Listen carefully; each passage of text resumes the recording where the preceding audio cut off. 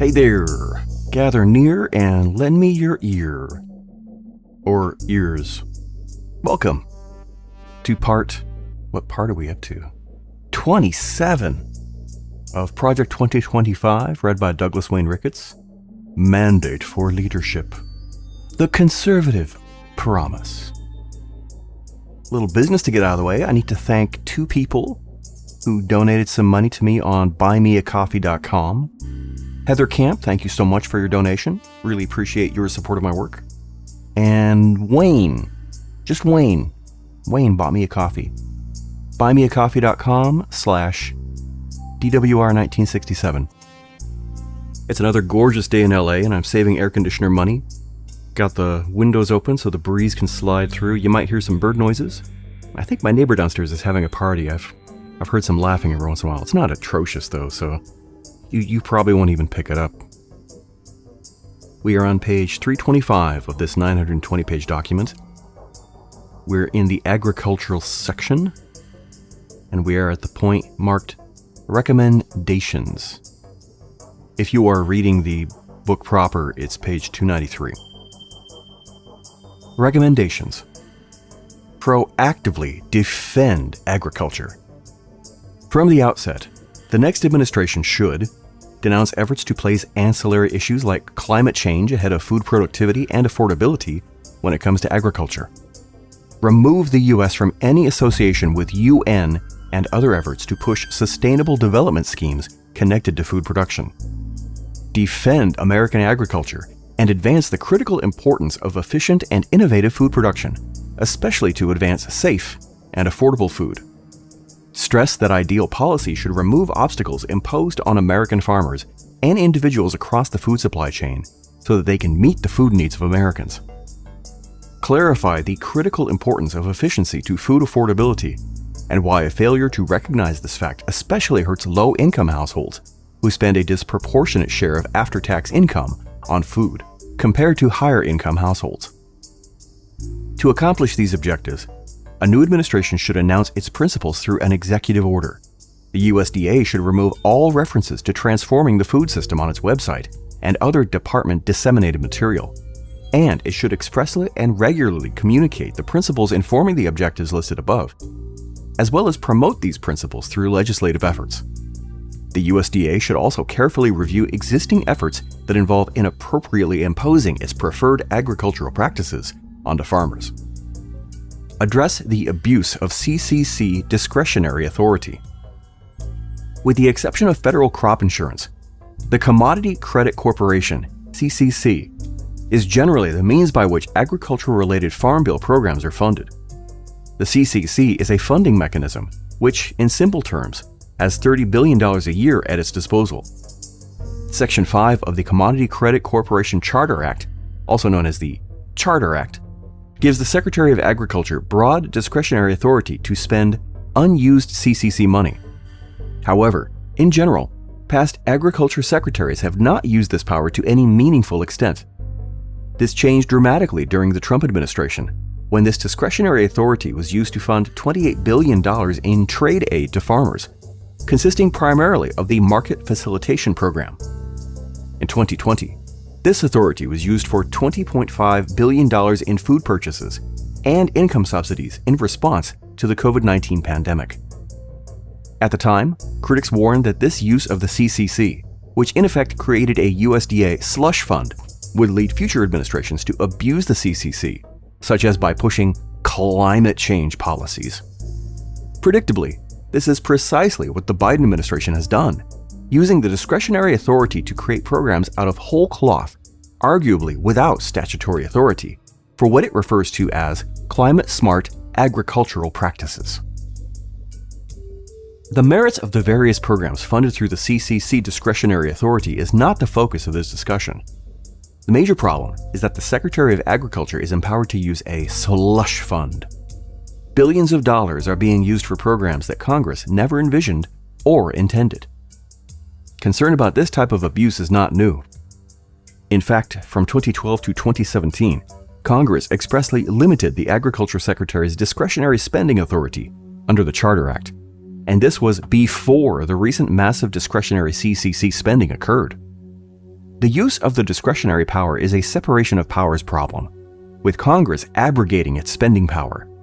This power is ripe for abuse, as could be expected with any slush fund, and it is a possible way to get around the Farm Bill process to achieve policy goals not secured during the legislative process. The next administration should refrain from using Section 5 discretionary authority. The USDA can address this abuse on its own by following the lead of most administrations and not using this discretionary authority. Promote legislative fixes to address abuse. Ideally, Congress would repeal the Secretary's discretionary authority. Under Section 5 of the Charter Act, there is no reason to maintain such authority. If Congress needs to spend money to assist farmers, it has legislative tools, including the Farm Bill and the annual appropriations process, to do so in a timely fashion. While not an ideal solution, Congress could also amend the Charter Act to require prior congressional approval through duly enacted legislation before any money is spent. At a minimum, Congress should amend the Charter Act to limit spending to directly help farmers and ranchers address issues due to unforeseen events not already covered by existing programs and that constitute genuine emergencies that must be addressed immediately. Prohibit the CCC from being used to assist parties beyond farmers and ranchers. Clarify that spending is only to address problems that are temporary in nature, and ensure that funding is targeted to address such problems. Tighten the discretion within Section 5 and identify ways for improper application of the Charter Act to be challenged in court. Reform farm subsidies. Too often, agricultural policy becomes synonymous with farm subsidy policy. This is unfortunate, because making them synonymous fails to recognize that agricultural policy covers a wide range of issues, including issues that are outside the proper scope of the USDA, such as environmental regulation. You wouldn't want people that control food production to worry about any effects on the environment. I'm going to take a sip of my beverage here. Oh, today's a little weird, but yummy. We got a banana, cranberry, pineapple smoothie with a pretty good amount of scotch. You can judge that by how much I'm slurring in about 20 minutes. However, there is no question that farm subsidies are an important issue within agricultural policy that should be addressed by any incoming administration. There are several principles that even subsidy supporters would likely agree upon, including the need to reduce market distortions. Subsidies should not influence planting decisions, discourage proper risk management and innovation, incentivize planting on environmentally sensitive land, or create barriers to entry for new farmers. Farm subsidies can lead to these market distortions, and therefore, it would hardly be controversial to ensure that any subsidy scheme should be designed to avoid such problems. The overall goal should be to eliminate subsidy dependence. Despite what might be conventional wisdom, many farmers receive few to no subsidies, with most subsidies going to only a handful of commodities. According to the Congressional Research Service, CRS, from 2014 to 2016, 94% of farm program support went to just 6 commodities: corn, cotton, peanuts, rice, soybeans, and wheat, that together account for only 28% of farm receipts. Although many farmers do not receive much in the way of subsidies, especially those in the areas of livestock and specialty crops, fruit, vegetable, nuts, there are still a significant number of farmers growing row crops like corn and cotton that do receive significant farm subsidies. The primary subsidy programs include the Agricultural Risk Coverage, ARC program, the Price Loss Coverage Program, PLC, and the Federal Crop Insurance Program. Farmers can participate on a crop-by-crop basis in the ARC program or the PLC program. These programs cover about 20 different crops. The ARC program protects farmers from what are referred to as shallow losses, providing payments when their actual revenues fall below 86% of the expected revenues for their crops. The PLC program provides payments to farmers when commodity prices fall below a fixed, statutorily established reference price. The Federal Crop Insurance Program is broader in scope than ARC and PLC, and in crop year 2019 covered 124 commodities. Farmers pay a portion of a premium to participate in the program. Taxpayers on average pay about 60% of the premium. As explained by CRS, revenue protection was the most frequently purchased policy type in 2019, accounting for almost 70% of policies purchased. While there are certainly other subsidy programs besides ARC, PLC, and federal crop insurance, one program that deserves special mention is the Federal Sugar Program. This program, unlike most other subsidy programs, intentionally tries to restrict supply and thereby drives up prices. The program costs consumers as much as $3.7 billion a year. When it comes to reforming subsidy programs, the next administration will primarily have to look to legislative solutions. The next administration should champion legislation that would repeal the Federal Sugar Program. The federal government should not be in the central planning business, and the Sugar Program is a prime example of harmful central planning. Its very purpose is to limit the sugar supply in order to increase prices. The program has a regressive effect, since lower-income households spend more of their money to meet food needs compared to higher-income households. Ideally, repeal the ARC and PLC programs. Farmers eligible to participate in ARC or PLC are generally already able to purchase federal crop insurance, policies that protect against shortfalls in expected revenue, whether caused by lower prices or smaller harvests. The ARC program is especially egregious because farmers are being protected from shallow losses, which is another way of saying minor dips in expected revenue. This is hardly consistent with the concept of providing a safety net to help farmers when they fall on hard times. The Congressional Budget Office, CBO, in one of its options to reduce the federal deficit, has once again identified repealing all Title I farm programs, including ARC, PLC, and the Federal Sugar Program. Stop paying farmers twice for price and revenue losses during the same year. Farmers can receive support from the ARC or PLC programs and the Federal Crop Insurance Program to cover price declines and revenue shortfalls during the same year. Congress should prohibit this duplication by prohibiting farmers from receiving an ARC or PLC payment the same year they receive a crop insurance indemnity. Reduce the premium subsidy rate for crop insurance. On average, taxpayers cover about 60% of the premium cost for policies purchased in the Federal Crop Insurance Program. One of the most widely supported and bipartisan policy reforms is to reduce the premium subsidy that taxpayers are forced to pay. At a minimum, taxpayers should not pay more than 50% of the premium. After all, taxpayers should not have to pay more than the farmers who benefit from the crop insurance policies. CBO has found that reducing the premium subsidy to 47% would save $8.1 billion over 10 years and have little impact on crop insurance participation or on the number of covered acres.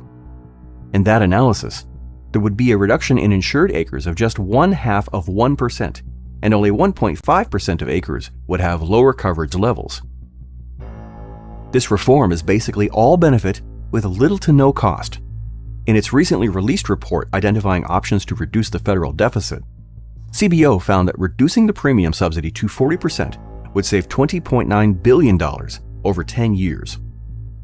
Beyond these legislative reforms, the next administration should communicate to Congress the necessity of transparency and a genuine reform process. The White House and the USDA should make it very clear that the Farm Bill process, including reform of farm subsidies, must be conducted through an open process with time for markup and the opportunity for changes to be made outside the Agriculture Committee process. The Farm Bill too often is developed behind closed doors and without any chance for real reform. The White House, given the power of the bully pulpit, must demand a genuine reform process and express unwavering support for a USDA that shapes a safety net that considers the interests of farmers, while also remembering the interests of taxpayers and consumers. Any safety net for farmers should be a true safety net, one that helps farmers when they have experienced serious unforeseen losses, preferably when there has been a disaster or unforeseen natural event causing damage, and that exists to help them in unusual situations. Separate the agricultural provisions of the Farm Bill from the nutrition provisions.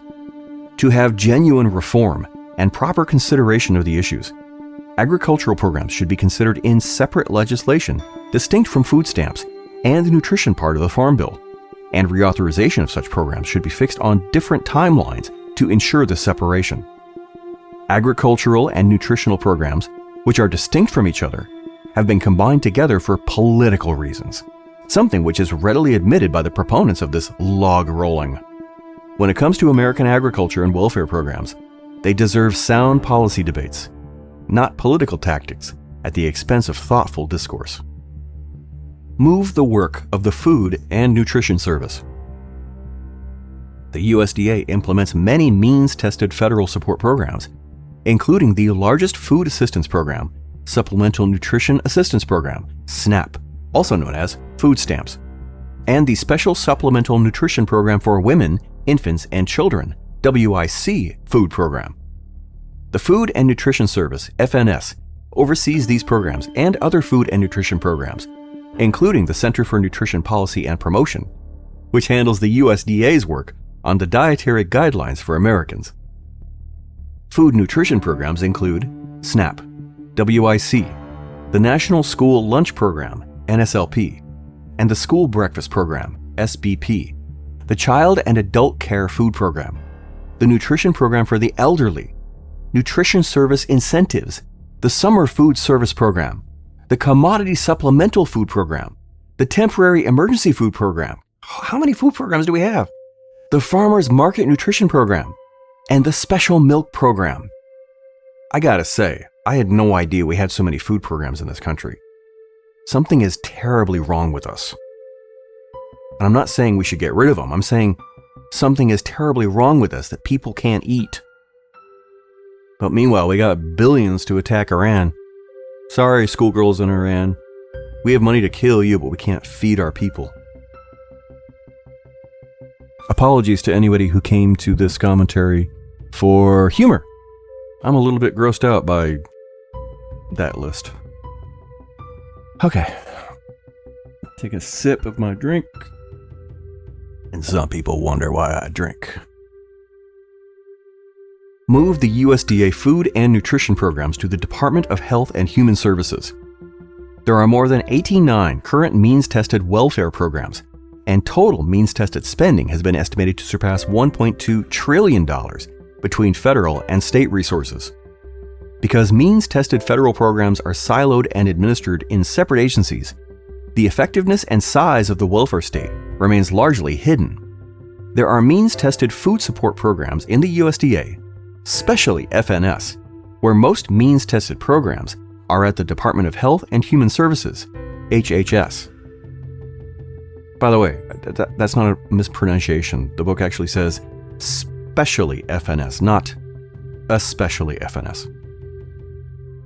All means-tested anti-poverty programs should be overseen by one department, specifically HHS, which handles most welfare programs.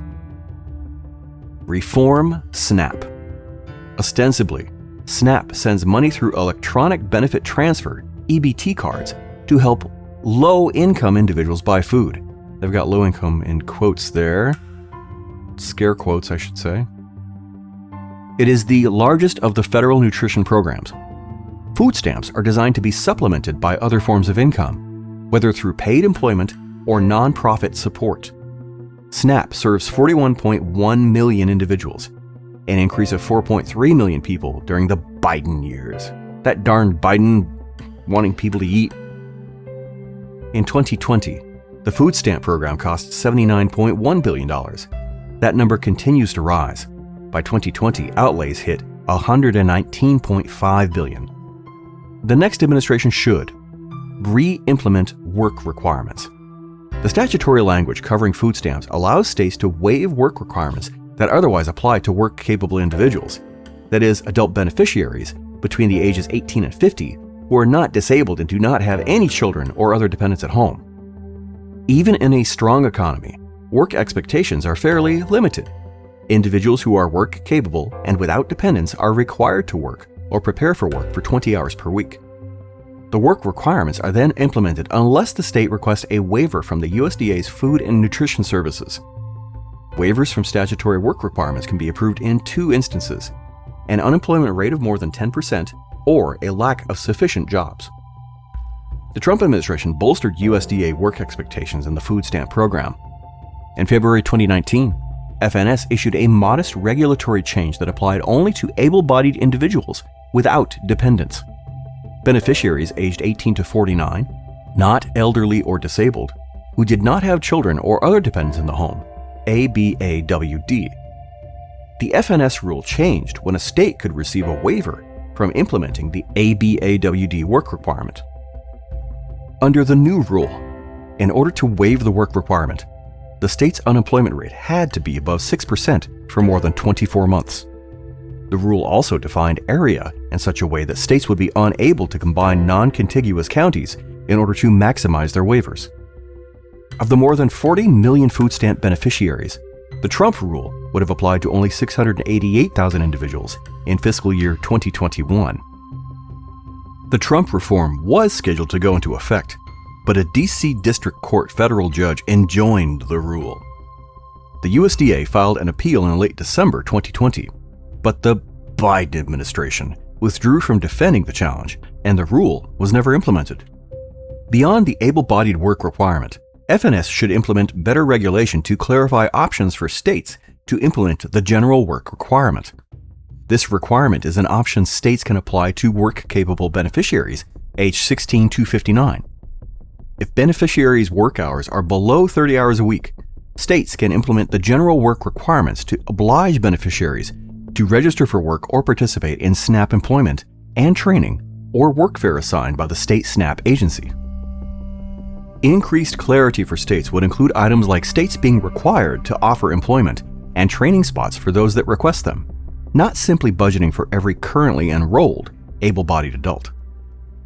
Reform broad-based categorical eligibility. Federal law permits states to enroll individuals in food stamps if they receive a benefit from another program, such as the Temporary Assistance for Needy Families, TANF program. However, under an administrative option in TANF called Broad-Based Categorical Eligibility, BBCE, benefit, quotation marks, is defined so broadly that it includes simply receiving distributed pamphlets and 1-800 numbers.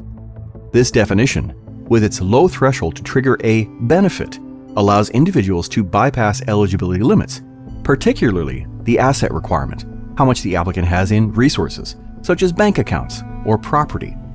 Adopting the BBCE option has even allowed millionaires to enroll in the food stamp program.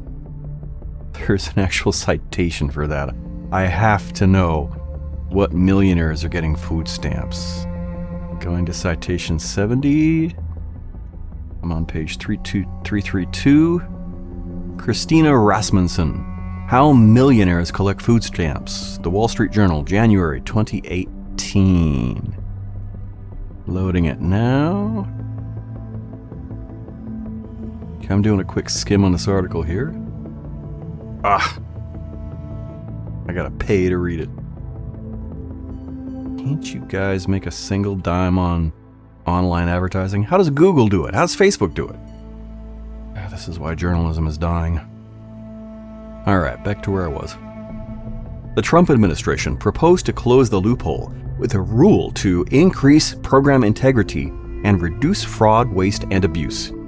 The regulation was not finalized before the end of the Trump administration. Re-evaluate the Thrifty Food Plan.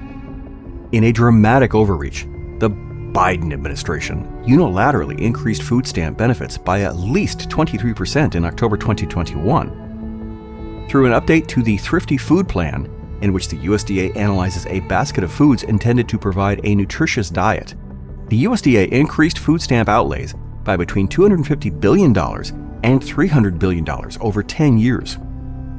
Although the 2018 Farm Bill instructed FNS to update the Thrifty Food Plan by 2023 and every 5 years thereafter, every previous Thrifty Food Plan has been always cost neutral, just an inflation update, exactly what the CBO estimated as cost of the 2018 Farm Bill. The Biden administration may have skirted regulations and congressional authority to increase the overall cost of the program. In fact, Senate and House Republicans requested that the Government Accountability Office investigate the legal authorities and process that the USDA undertook to arrive at such an unprecedented increase. Eliminate the heat and eat loophole. States can artificially boost a household's food stamp benefit by using the heat and eat loophole. The amount of food stamps a household receives is based on its countable income minus certain deductions. Households that receive benefits from the Low Income Heat and Energy Assistance Program, LIHEAP, are eligible for a larger utility deduction. In order to make households eligible for the higher deduction, and thus for greater food stamp benefits, states have distributed LIHEAP checks for amounts as small as $1 to food stamp recipients. The 2014 Farm Bill tightened this loophole by requiring that a household must receive more than $20 annually in LIHEAP payments to be eligible for the larger utility deduction and subsequently higher food stamp benefits. Nonetheless, states continue to inflate their standard utility allowances. Under the Trump administration, the USDA proposed a rule, which was not finalized, that would have standardized the utility allowance. Reform WIC. Turning to WIC, this program distributes money through EBT cards to help low-income women, infants, and children under 6 purchase nutrition-rich foods and nutrition education, including breastfeeding support. As of August 2022, approximately 6.3 million people participated in WIC each month to purchase food. In 2021, WIC federal outlays were $5 billion. The next administration should reform the state voucher system. State agencies control WIC costs by approving only one brand of infant formula through competitive bidding for infant formula rebate contracts. Because 50% of baby formula is purchased through the federal WIC program, it is vital that regulation for these competitive bidding contracts does not unintentionally create monopolies. Meanwhile, I'm over here thinking half the people in our country who buy baby formula need assistance buying baby formula? Are you kidding me? The richest country in the world, and people with babies can't even afford to feed them on their own. Unbelievable. Reevaluate excessive regulation. As for baby formula regulations generally, labeling regulations and regulations that unnecessarily delay the manufacture and sale of baby formula should be reevaluated. During the Biden administration, there have been devastating baby formula shortages. We had a pandemic going on, remember? Okay, this section is, to use the parlance of our times, pissing me off. I'm going to take a break. The next section is titled Return to the Original Purpose of School Meals. I'm sure that'll be a hoot. And that'll put us at page 334 of this 920-page PDF document. Where's my banana cranberry pineapple scotch? There you are. This recording and all other recordings related to this Project 2025 reading are copyrighted by Douglas Wayne Ricketts. All rights reserved. Unless you agree with me that Project 2025 sucks, then please feel free to use as much of this reading as you want. Thanks for listening.